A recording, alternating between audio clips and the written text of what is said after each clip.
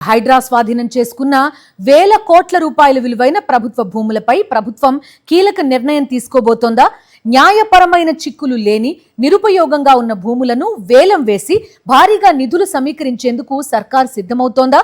HMDA టీజీఐఐసీల ద్వారా అమ్మబోతోందా? రాష్ట్ర ఆర్థిక పరిస్థితిని మెరుగుపరుచుకునేందుకు ప్రభుత్వం భారీగా నిధులు సమీకరించే ప్రయత్నాలు చేస్తోంది. ఇందులో భాగంగా హైడ్రా స్వాధీనం చేసుకున్న ప్రభుత్వ భూముల్లో నిరుపయోగంగా ఉన్నవి, ఎలాంటి న్యాయపరమైన చిక్కులు లేని వాటిని విక్రయించే దిశగా ప్రభుత్వం ఆలోచిస్తున్నట్లు సమాచారం.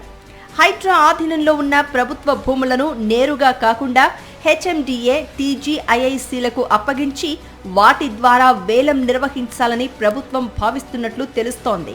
ఈ అంశంపై ఆర్థిక వనరుల సమీకరణ కోసం ఏర్పాటు చేసిన మంత్రివర్గ ఉపసంఘం సమావేశంలో చర్చ జరిగినట్లు సమాచారం. హైడ్రా ఇప్పటి వరకు చెరువులు, కుంటలు మినహాయించి సుమారు 2665 ఎకరాల ప్రభుత్వ భూమిని స్వాధీనం చేసుకున్నట్లు తెలుస్తోంది.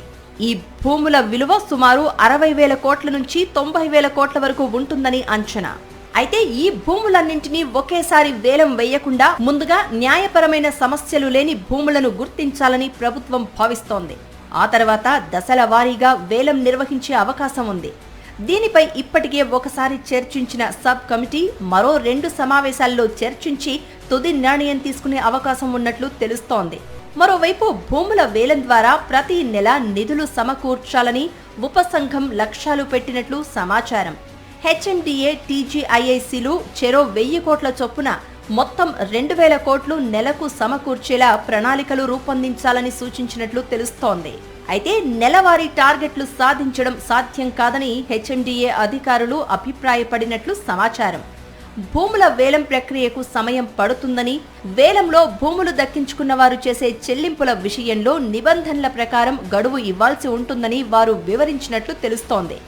ఇప్పటికే ఆయా స్థలాల విషయంలో బ్యాంకుల నుంచి తీసుకున్న రుణాల్లో కొంత మొత్తాన్ని బ్యాంకులకు చెల్లించాల్సి ఉందని అధికారులు చెప్పినట్లు సమాచారం.